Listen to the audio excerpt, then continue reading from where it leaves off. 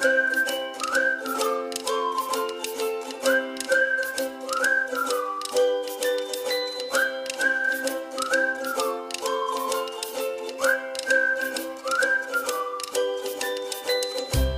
Everyone, welcome to Achievers. मेरा नाम है मेघा जायसवाल। आज की वीडियो में हमें डिस्कस करने हैं टीचिंग मेथड्स। कुछ और टीचिंग मेथड्स मैंने आपके पार्ट 1 में डिस्कस कर रखे हैं। टीचिंग मेथड्स पार्ट 1 नाम से एक वीडियो ऑलरेडी अपलोडेड है, आप वो जाके चेक कर सकते हैं। उसमें मैंने लगभग 10 टीचिंग मेथड्स आपके डिस्कस किए हैं और लिंक आपको नीचे डिस्क्रिप्शन बॉक्स में मिल जाएगा, आप वहां से जाकर उसे चेक कर सकते हैं। कुछ और टीचिंग मेथड्स की बात करेंगे आज की वीडियो में, तो चलिए स्टार्ट करते हैं। तो हमारा जो 11th टीचिंग मेथड जो हम पढ़ेंगे वो है रोल प्ले एंड ड्रामेटाइजेशन, जिसे आप हिंदी में कहते हैं नाटक विधि। ये भी चाइल्ड सेंटर्ड मेथड है, ठीक है। किसने दिया था? JL मोरेनो ने दिया था। इंपॉर्टेंट चीजें हैं, ये आपको ध्यान में रखनी है। तो नाटक विधि किसके द्वारा दी गई? मोरेनो के द्वारा दी गई है।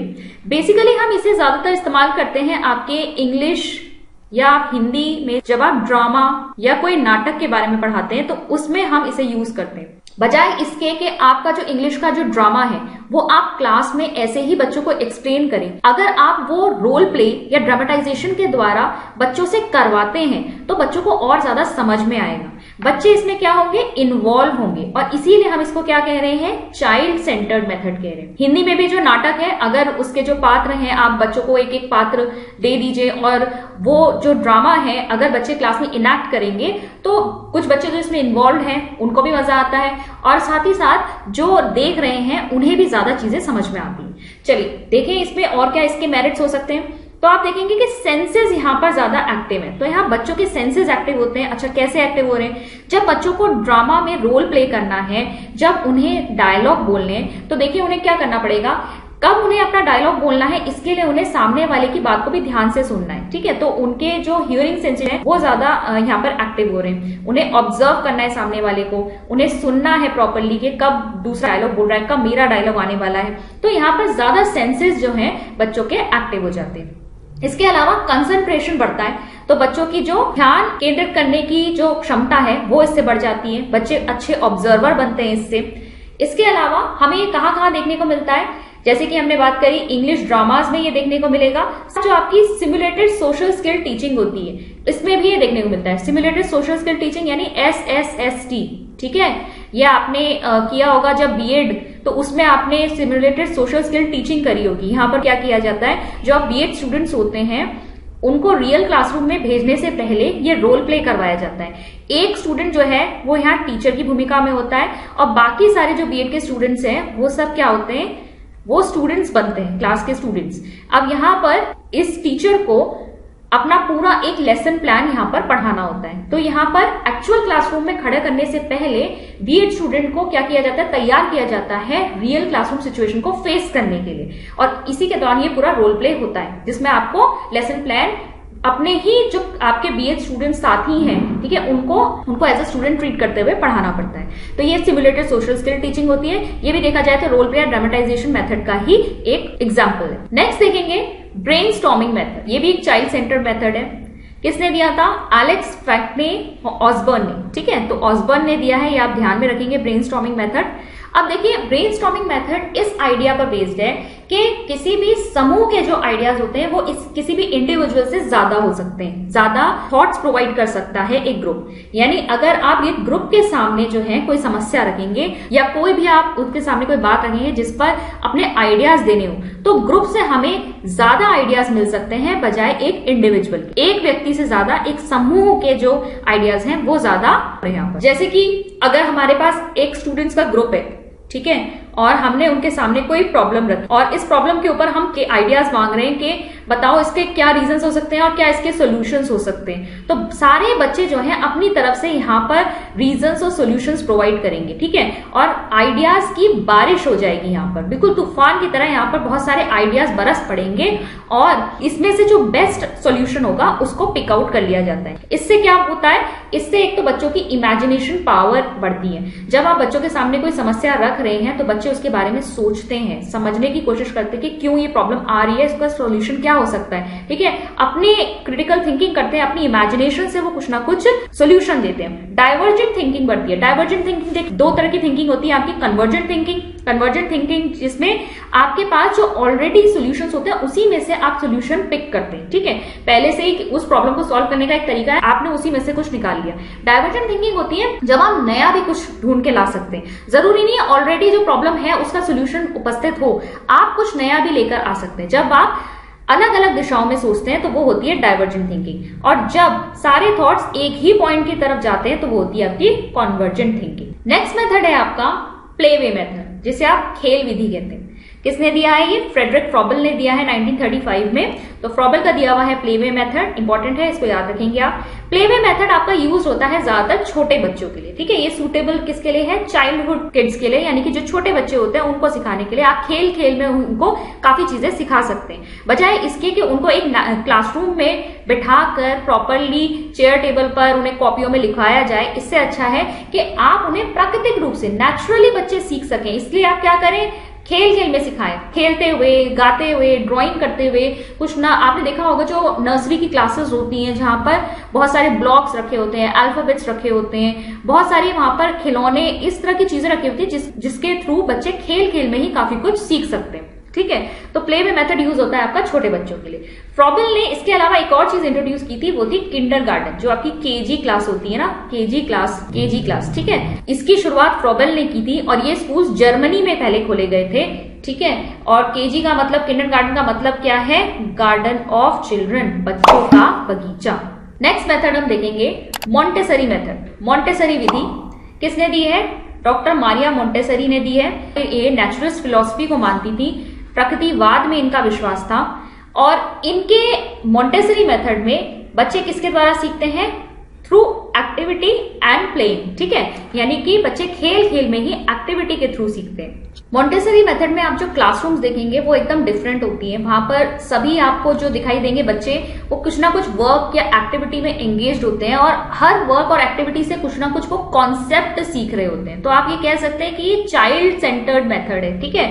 यहाँ पर बच्चा जो है केंद्र में है, टीचर्स हेल्प करते हैं, नॉलेजेबल होते हैं, लेकिन वो बच्चे को इंडिपेंडेंटली वर्क करने के लिए प्रोत्साहित करते हैं, ठीक है। बच्चे यहाँ पर क्या कर रहे हैं? एक्टिविटी के थ्रू सीख रहे हैं, हर कॉन्सेप्ट को क्लियर कर रहे हैं। सारे सब्जेक्ट्स होते हैं, मैथ्स, इंग्लिश वगैरह सब कुछ, और हर तरह के उनके कॉग्निटिव, इमोशनल, फिजिकल, हर एस्पेक्ट के ऊपर ध्यान दिया जाता है। पर सब कुछ किसके थ्रू हो रहा है? किसी ना किसी एक्टिविटी के थ्रू हो रहा है, किसी ना किसी वर्क की तरह हो रहा है, ठीक है। बच्चे इंडिविजुअली भी सीखते हैं, अपने पेस पे सीखते हैं, स्लो भी हो सकते हैं, फास्ट भी हो सकते हैं, उनके ऊपर कोई बाउंडेशन नहीं होती, ठीक है। वो अपनी स्पीड से सीख सकते हैं। द आइडिया बिहाइंड इज कि बच्चे का कॉन्सेप्ट क्लियर होना चाहिए। जो लर्निंग मटेरियल होता है वो भी स्पेशली डिजाइंड होता है, जो बच्चों को एक्टिविटी करने के लिए और क्रिएटिवली अपने आप को एक्सप्लोर करने के लिए मददगार होता है। नेक्स्ट मेथड हम देखेंगे डल्टन मेथड, जिसे आप ठेका विधि, लेबोरेटरी मेथड, प्रयोगशाला विधि भी कहते हैं, ठीक है। डल्टन मेथड चाइल्ड सेंटर मेथड है। डल्टन क्या है? देखिए, एक जगह है यूएसए में जहां पर पहली बार ये स्कूल्स खोले गए थे, तो आपको कंफ्यूज नहीं होना है। डल्टन ने नहीं खोले थे ये स्कूल्स, डल्टन उस जगह का नाम है जहां पर यूएसए में एक जगह है जहां पर ये स्कूल्स पहली बार खोले गए थे। और किसने खोले थे ये? हेलन पॉकस ने इनकी शुरुआत करी थी, हेलन पॉकस। और ये किससे इन्फ्लुएंस थी? जॉन डीवी और मारिया मोंटेसरी से बहुत ज्यादा ये इन्फ्लुएंस थी या प्रभावित। अब इनके अनुसार इस विधि में क्या किया जाता है? पूरे साल का जो करिकुलम है वो डिवाइड कर दिया जाता है, ठीक है। किस तरीके से?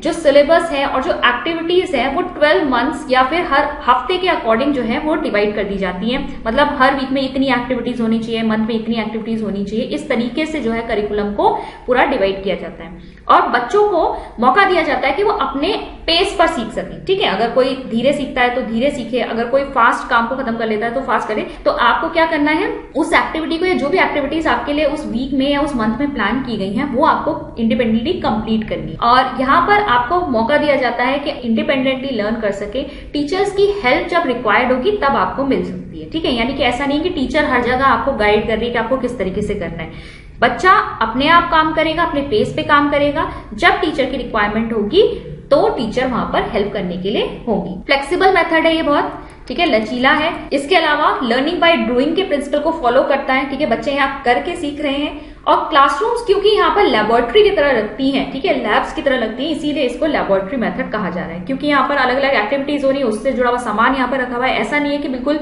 जो आपकी ट्रेडिशनल क्लासरूम्स होती है जहां पर चेयर टेबल वगैरह रखी जाती है उसकी तरह नहीं दिखेंगे, आपको लैब्स की तरह दिखेंगे, इसीलिए इनको इस मेथड को लेबोरेटरी मेथड कहा गया। नेक्स्ट पाएंगे इंडक्टिव मेथड, आगमन विधि। आगमन विधि देखिए किसने दी है, अरिस्टोटल ने दी है, और इसको फर्दर आगे डेवलप किया था, इसे आगे विकसित किया था बेकन ने, ठीक है। तो अरिस्टोटल या अरिस्तु हिंदी में कहते हैं, इन्होंने इंडक्टिव मेथड की शुरुआत की या इन्होंने दिया है और बेकन ने इसे आगे बढ़ाया। अब देखिए इंडक्टिव मेथड आपका चलता है फ्रॉम नोन टू अननोन, यानी पहले से जो ज्ञात है, ठीक है, उससे आप अज्ञात की ओर बढ़ते हैं। स्पेसिफिक टू जनरल, विशिष्ट से सामान्य की ओर, यानी पहले आप कुछ एग्जाम्पल्स को पढ़ेंगे, उदाहरण देखेंगे, और उसके बाद आप एक जनरल रूल को पढ़ेंगे, यानी जो प्रिंसिपल या जिस सिद्धांत के ऊपर आधारित आप उदाहरण देख रहे हैं उसके विषय में पढ़ेंगे। तो ज्ञात से अज्ञात की ओर जाएगा, विशिष्ट से सामान्य की ओर जाएगा, यानी आप कुछ स्पेसिफिक चीजें देखेंगे और उसके बाद वो स्पेसिफिक चीजें किस जनरल रूल से निकल के आ रही है आप उसको समझेंगे, ठीक है, उदाहरण से नियम की तरफ जाएगा। ग्रामर जब हम पढ़ते हैं तो उसमें ये काफी यूज होता है। इंडक्टिव मेथड आप देखिए ग्रामर में कैसे यूज हो सकता है। आप क्या करते हैं, पहले बच्चों को एग्जाम्पल्स देते हैं, जैसे कि आपने कहा राम, ठीक है, ये एक नेम है, ताजमहल ये एक मॉन्यूमेंट का नेम है, ठीक है, फिर आपने कहा गंगा ये एक रिवर का नेम है, फिर आपने बता दिया आगरा ये एक प्लेस का नेम है। अब आपने कहा ये जितने भी हमने नाम देखे, किसी भी जगह का, किसी भी व्यक्ति का नाम या किसी भी रिवर का नाम, ये सब क्या है, ये सब क्या कहलाते हैं, नाउन कहलाते हैं, ठीक है। आपने बताया, पहले एग्जाम्पल्स दिए आपने अलग अलग, और उसके बाद आपने जनरल रूल बताया कि इसको क्या कहा जाता है, इसको नाउन कहा जाता है। ये सब आप इसमें ये वाला प्रिंसिपल भी लगा सकते हैं, ये सब चीजें बच्चे को नोन थी, ठीक है, राम, ताजमहल, गंगा, आगरा, बच्चा जानता था ये सब क्या चीजें, और उससे फिर आपने एक अननोन चीज सिखाई कि इन सबको आप क्या कहते हैं, ये सब क्या है, नाउन है, यानी कि संज्ञा है। नेक्स्ट मेथड देखेंगे डिडक्टिव मेथड, जिसे आप कहते हैं निगमनात्मक विधि, ठीक है। अब निगमनात्मक विधि भी आपकी किसने दी, अरिस्टोटल, और इसे आगे विकसित किया बेकन ने। सेम रहेगा आपका इंडक्टिव और डिडक्टिव दोनों के लिए। अब देखिए यहाँ पर उल्टा हो जाता है, जैसे इंडक्टिव में हम स्पेसिफिक टू जनरल जा रहे थे, डिडक्टिव में क्या होगा, जनरल से स्पेसिफिक, पहले नियम बताएंगे और उसके बाद आप उदाहरण दें। ऐसे ही रूल टू एग्जाम्पल, जैसे मैथ्स में करते हैं। मैथ्स में आप क्या करते हैं, पहले फॉर्मूला बताते हैं। आपने कहा भाई a प्लस बी का होल स्क्वायर कितना होता है, A square plus B square plus 2ab, आपने फॉर्मूला बता दिया, इस तरीके से होता है। अब आप इसके बेसिस पे क्या करेंगे, एक्सरसाइज करवाएंगे बच्चों से, तो बच्चों को क्या करवाएंगे, सम्स करवाएंगे बहुत सारे, और सब क्या होंगे, इस फॉर्मूले पर बेस्ड होंगे। तो आपने पहले एक रूल बता दिया, आपने एक पहले फॉर्मूला बता दिया, और उस फॉर्मूले के बेसिस पे आप बहुत सारे आप सम्स करवा रहे हैं। तो पहले रूल से आप किस पे जा रहे हैं, एग्जाम्पल पर। अच्छा, ग्रामर पढ़ने में सिर्फ ये नहीं कि आप इंडक्टिव का यूज करते हैं, आप डिडक्टिव पे भी आते हैं। कैसे भाई, इंडक्टिव तो हमने देख लिया, पहले आपने क्या किया, पहले बच्चों को बहुत सारे आपने नेम बताए और उसके बाद कहा कि ये नाउन है। इसके बाद जब आप बच्चे से एक्सरसाइज सॉल्व करवाते हैं ग्रामर में, तो आप क्या करते हैं, जैसे कि मान लीजिए बच्चे के पास कोई एक्सरसाइज है, आपने कहा कि उसके पास बहुत सारे सेंटेंसेस लिखे और इन सब में क्या करना है, नाउन छांटने, ठीक है, नाउन को अंडरलाइन करना है। तो अब क्या हो गया, बच्चे नियम समझ में आ गया, अब बच्चा किस पे जाएगा, एग्जाम्पल पे जाएगा। तो हम इंडक्टिव भी यूज कर रहे हैं वहां पर, डिडक्टिव भी यूज कर रहे हैं। इंडक्टिव में आप क्या कर रहे हो, पहले आप एग्जांपल दे रहे हो, फिर रूल पे आ रहे हो। डिडक्टिव में आप क्या कर रहे हो, रूल आपने बता दिया, अब उसके बेसिस पे आप एग्जांपल्स पे आओगे। नेक्स्ट मेथड आप देखेंगे एनालिसिस एंड सिंथेसिस, विश्लेषण और संश्लेषण। पहले मैं आपको एक बेसिक जनरल चीज बता दूं कि एनालिसिस और सिंथेसिस आप किस तरह से समझ सकते हो। जैसे कि मान लो एनालिसिस क्या होता है, ब्रेक डाउन करना, यानी कि मान लो आपके पास एक मशीन है, ठीक है, ये मशीन है मान लो, और इस मशीन में बहुत सारे पार्ट्स होंगे। आपने इस मशीन के अलग अलग पार्ट्स को क्या किया, अलग करके देखा, ठीक है, ये इसके तत्व है, ये इसके सिंपल एलिमेंट्स पे आपने इसको तोड़ के देखा, तो ये क्या हो गया, एनालिसिस, ठीक है, ये है एनालिसिस। और मान लो इन सारे तत्वों को, ये जितने भी पार्ट्स आपने देखे, इन सब को आपने जोड़कर फिर से एक मशीन बना दी, तो ये क्या हो गया, सिंथेसिस, संश्लेषण, ठीक है, आपने क्या कर दिया, सिंथेसिस। तो किसी बड़ी चीज को अगर आप सिंपल चीज में तोड़ रहे हो तो वो एनालिसिस होता है, और जब तत्वों से जोड़कर आप कोई नई चीज बना रहे हो तो वो क्या होता है, सिंथेसिस होता है, ठीक है, यानी कि संश्लेषण। तो एनालिसिस यानी विश्लेषण को देखते हैं। जैसे कि मैंने बताया, breaking up into simpler elements, तो हम किसी, आप कह रहे हैं कोई भी आपके पास कोई चीज है, आप उसको क्या कर रहे हो, उसके तत्वों में तोड़कर आप उसे सिंपलर एलिमेंट्स पे तोड़कर देख रहे हो। It proceeds from unknown to known facts, अज्ञात से ज्ञात की ओर बढ़ते हैं, ठीक है। तो पहले ये मशीन मान लीजिए इसमें कोई फॉल्ट आया हुआ है, अब आपको ये देखना है कि ये फॉल्ट कहाँ पे आया। अब ये चीज तो पूरी मशीन के अंदर आप चीज देख रहे हो तो वो तो अज्ञात है, लेकिन अगर आप अलग अलग सिंपल एलिमेंट्स की बात करोगे वो तो आपको पता है ना, वो नोन फैक्ट है। तो अननोन से नोन की ओर बढ़ते हो। मेथड ऑफ डिस्कवरी, ठीक है, यहां पर आप क्या कर रहे हो, अलग अलग एलिमेंट्स में जब तोड़ के देख रहे हो तो आप डिस्कवर कर रहे हो, खोज कर रहे हो, तो मेथड ऑफ डिस्कवरी है। It is a process of thinking and exploration. तो आप क्या कर रहे हो, यहाँ पर आपकी थिंकिंग यहाँ पर बढ़ रही है, आप सोच रहे हो, एक्सप्लोर कर रहे हो, खोज कर रहे हो, ठीक है। लेंथी और लेबोरियस प्रोसेस है, किसी भी ऑब्वियसली एक बड़ी सी चीज है, आप उसको जब तत्वों में तोड़ रहे हो, सिंपलर एलिमेंट्स में ब्रेक डाउन कर रहे हो, तो ये थोड़ा सा लेंथी काम होता है, लेबोरियस काम होता है। It answers satisfactorily the questions that may arise in the mind of people. इसको आप किसी एजुकेशन के आप एग्जाम्पल के ऊपर हम अप्लाई करके देख लेते हैं। तो मान लो एक मैथ्स का प्रॉब्लम है आपके पास, तो जो वर्ड प्रॉब्लम होती है, ठीक है, बच्चे कई बार उस वर्ड प्रॉब्लम को देखकर घबरा जाते हैं कि इसमें पूछा क्या है, ठीक है। लेकिन फिर हम कैसे सिखाते हैं उनको कि इसमें से पहले जो सिंपल चीजें हैं वो निकालो। जैसे कि मैथ्स की प्रॉब्लम आपको दे रखी है कि 5 मीटर लेंथ का अगर कोई वायर है जिसकी टोटल कॉस्ट आपकी कितनी दे रखी है, कुछ मान लो 100 रुपीज दे रखी है। फिर आपसे पूछा जा रहा है कि अच्छा तो फिर 15 मीटर की कितनी होगी, ठीक है। तो आप क्या करोगे, पहले इसमें से जो सिंपल एलिमेंट्स है वो आप तोड़ने के लिए कहते हो बच्चों से। वो आप कहते हो कि सिंपल चीजें जो जो गिवन है पहले उसको लिख लो कि आपको क्या क्या दे रखा है, कि 5 मीटर की लेंथ दे रखी है, कितने रुपीज दे रखी है वो लिखो, फिर आपसे कितने की पूछ गई इसको। तो मतलब आप सिंपल चीजों में पहले आप उसे क्या करते हो, वर्ड प्रॉब्लम को ब्रेक डाउन करते हो, ठीक है, फिर उसे सॉल्व करते हो।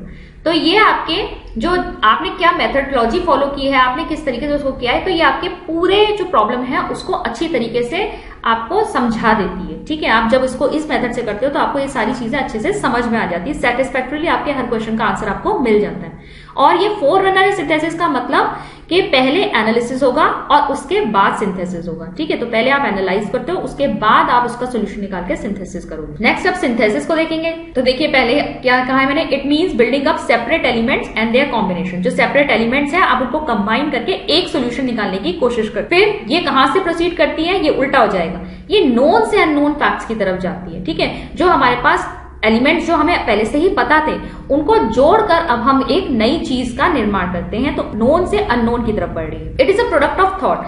आपने चीज के ऊपर विचार किया, आप एलिमेंट्स को सही तरीके से सोच विचार के जोड़ते गए और इसके बाद आप आगे बढ़ रहे हो, ठीक है। क्विक है, स्ट्रेट फॉरवर्ड है। एनालिसिस के कंपैरिजन में ये क्या है, थोड़ा सा क्विक होता है। जैसे मैथ्स की प्रॉब्लम का ही अगर मैंने एग्जांपल दिया, तो मैथ्स की प्रॉब्लम में आपने क्या किया था, प्रॉब्लम में से आपने अलग अलग जो एलिमेंट्स थे वो निकाले थे, आपने कॉस्ट और जो लेंथ दिया मीटर। एक बार आपको एलिमेंट्स पता चल गए तो उसके बाद तो आपको बस ये लगाना है फॉर्मूला क्या है, उसको आप सीधे सॉल्व कर दोगे, ठीक है। तो ये क्विक होता है, स्ट्रेट फॉरवर्ड होता है। इसके अलावा ये मेमोरी डेवलप करता है। आपको पता होना चाहिए कि कहां से किस एलिमेंट को हमें किस तरीके से कंबाइन करना है। इसमें कोई ह्यूरिस्टिक अप्रोच बेस्ड नहीं है। एक बार आपको पता चल जाए फॉर्मूला क्या लगाना है, फिर तो आप स्टेप वाइज इसको सॉल्व करते चले जाओगे। तो ऐसी कोई ह्यूरिस्टिक इसमें अप्रोच है, आप कोई खोज नहीं कर रहे हो, आप कुछ नया नहीं निकाल रहे हो, आप स्टेप वाइज बस चलते जा रहे हो। इसमें सिंपली इंफॉर्मेशनल है। आपके पास जो तत्व दिए हुए थे आपने उनको क्या किया, बस एक के साथ एक जोड़ते हुए गए और आपने कंबाइन करके एक सॉल्यूशन तक आप पहुंचे हैं। ये आपके सारे डाउट्स को क्लियर नहीं करती, ठीक है। आपने कर तो दिया कि सारे एलिमेंट्स को जोड़ के तो आपने एक सॉल्यूशन तो निकाल दिया, लेकिन कभी कभी ऐसा होता है इसमें भी बच्चों के दिमाग में कुछ ना कुछ डाउट रह जाते हैं। It follows analysis. पहले एनालिसिस होता है, उसके बाद सिंथेसिस होता है। अब देखिए एग्जाम्पल अगर आप समझेंगे तो आपको ज्यादा क्लियर हो जाएगा। Proving theorems in mathematics. जैसे कि आप मैथ्स में थ्योरम प्रूव करते हैं, जो प्रमेय हमें सिद्ध करने होते हैं वो आपका सिंथेसिस पर ही बेस्ड है। ऑलरेडी आपके पास जो तत्व होते हैं आप उनको जोड़ते हुए फाइनली उस थ्योरम को प्रूव करते हो, ठीक है। लेकिन अक्सर मैंने भी बच्चों के में देखा है कि थ्योरम्स वो प्रूव कर लेते हैं, उसके बाद भी उनके दिमाग में काफी सारी चीजें डाउटफुल रह जाती है। लेकिन हम ये देखेंगे कि सिंथेसिस और एनालिसिस जो है दोनों एक दूसरे पर डिपेंडेंट है, ठीक है। ये ऐसे मेथड्स है जिनको दोनों को साथ में इस्तेमाल किया जाता है। अब लास्ट हम देखेंगे ड्रिल मेथड।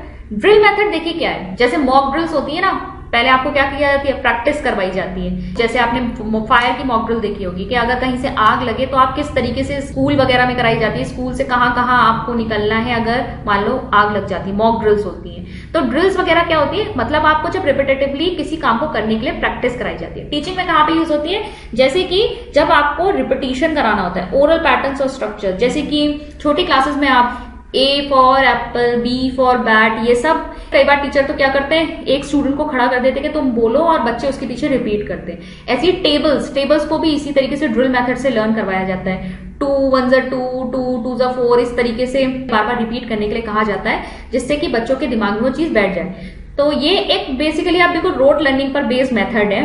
यहाँ पर किसी नई भाषा को सिखाने के लिए, जैसे कि हमने कहा ना इंग्लिश वगैरह में A for apple, B for bat वगैरह, या कोई वर्ड या कोई स्पेसिफिक सेंटेंस टीचर बोलती है और बच्चे उस से रिपीट करते हैं, इस तरीके से बार बार प्रैक्टिस करने से बच्चों को वो चीज आ जाती है। ठीक है, तो ये है आपका ड्रिल मेथड। तो पिछले वीडियो में हमने 10 मेथड्स किए थे और आज हमने 9 और मेथड्स करके टोटल 19 टीचिंग मेथड्स आपके डिस्कस कर लिए हैं। और मैंने पिछले वीडियो में भी कहा था ये आपकी सब्जेक्ट की जो पेडागोजी है उसके लिए बहुत ज्यादा इंपॉर्टेंट है। ठीक है, सब्जेक्ट पेडागोजी के लिए बहुत इंपॉर्टेंट है, चाहे वो आपकी इंग्लिश हो, हिंदी हो, मैथ्स हो, साइंस हो, वहां पे टीचिंग मेथड से क्वेश्चन पूछ लिए जाते हैं। तो आपको पता होना चाहिए कौन सा टीचिंग मेथड किस सब्जेक्ट को पढ़ाने के लिए अप्रोप्रिएट रहता है, या आप कौन से टॉपिक को किस पर्टिकुलर टीचिंग मेथड से पढ़ा सकते हैं। इसके अलावा हमारे सीटेट के बहुत सारा सिलेबस हमने इस चैनल पे कवर किया हुआ है। अगर आप उन वीडियोस को चेक करना चाहते हैं तो आप इस चैनल की प्लेलिस्ट चेक कर सकते हैं। साथ ही साथ आप हमारी अचीवर्स ऐप को भी चेक कर सकते हैं। इस समय बहुत ही यूजफुल आप लोगों के लिए एक टेस्ट सीरीज वहां पे अवेलेबल है, जिसमें सारे के सारे आपके सीटेट के प्रीवियस ईयर पेपर्स हैं। इसके अलावा आपके जो स्टेट टीईटीज हैं उनके प्रीवियस ईयर पेपर भी वहां पर हैं। टॉपिक वाइज, चैप्टर वाइज भी क्वेश्चंस वहां पे कराए हुए हैं और ऑलमोस्ट आपके 1500 से ऊपर क्वेश्चंस आपको देखने को मिल जाएंगे वहां पे with proper explanation. Her question के बाद आपको एक्सप्लेनेशन भी मिलेगा। ऑनलाइन आपको ये टेस्ट सीरीज अटेम्प्ट करने का मौका मिलेगा। आप ऐप अगर डाउनलोड करते हैं, इस कोर्स को परचेज करते हैं तो आप ऑनलाइन इन टेस्ट को अटेम्प्ट कर सकते हैं। पैन इंडिया आपकी क्या रैंकिंग है, कितने % बच्चे सही जवाब दे रहे हैं, आप उनमें है या नहीं, ये भी आपको पता चल जाएगा। क्वेश्चन अगर गलत कर रहे हैं तो उसका एक्सप्लेनेशन भी वहां पर आ जाता है, क्यों आपका क्वेश्चन गलत है या कैसे ये सही है। तो बहुत ही यूजफुल है आपके लिए टेस्ट सीरीज। अगर आप चेक करना चाहते हैं तो आप अचीवर्स ऐप डाउनलोड कर सकते हैं, लिंक नीचे डिस्क्रिप्शन बॉक्स में दिया है। चैनल को पहली बार देख रहे हैं तो इसे सब्सक्राइब जरूर कर लीजिएगा और बेल आइकन को टैप कर लीजिएगा, जिससे मेरे सभी नए वीडियोस की नोटिफिकेशन आपको टाइम से मिल सके। मैं मिलती हूं आपसे नेक्स्ट वीडियो में। Thank you.